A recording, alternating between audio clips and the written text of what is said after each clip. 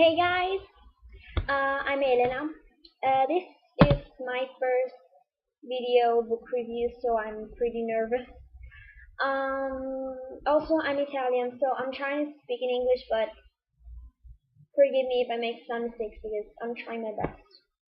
Alright, so the book I'm reviewing today is this one. So it's Looking for Alaska by Jung Ri, and it's one of my favorite books. It's really amazing, awesome, and everything positive you can think of. So, Looking for Alaska is the story of Miles Halter. He is a teenager, and he is kind of a loser. He has no friends, and he doesn't really talk to anyone. And he has this weird obsession with people's last words. Especially there's Francois Rabelais' last words, which are "I go to seek a greater hat," and that is like the quote of the book because basing on this quote, he decides to leave his school and go to the boarding school his father went to when he was young.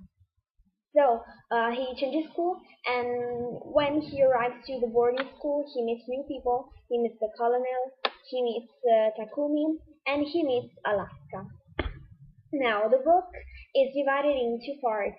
One part is before something happens, and the second part is after something happens.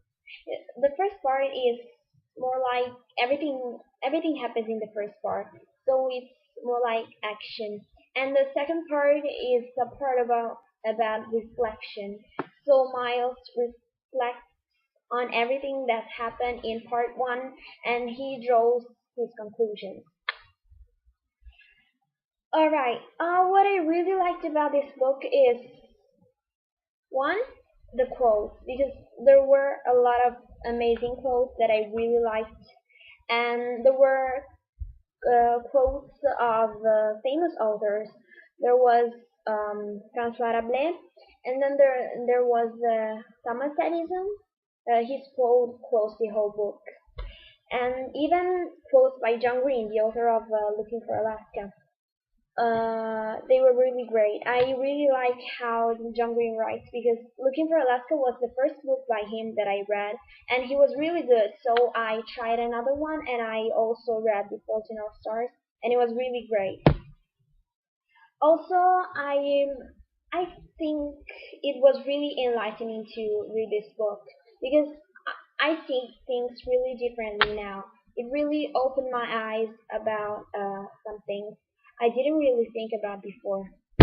I like every single character in the book because they're all so different and they have their personality, sorry, and they all have depth because I really like that John Green was able to create such well-structured characters.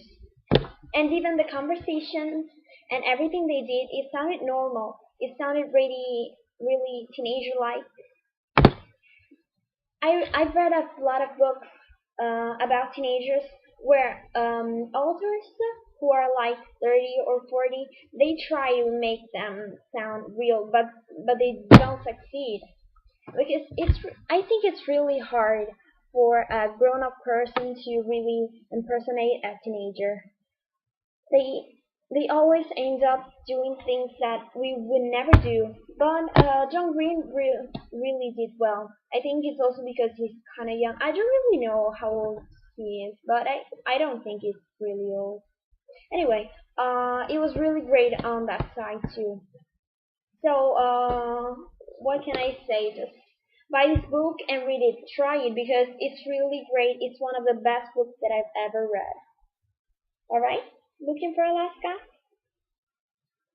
Oh, in case you're wondering why Alaska is named Alaska, I think I can tell you this.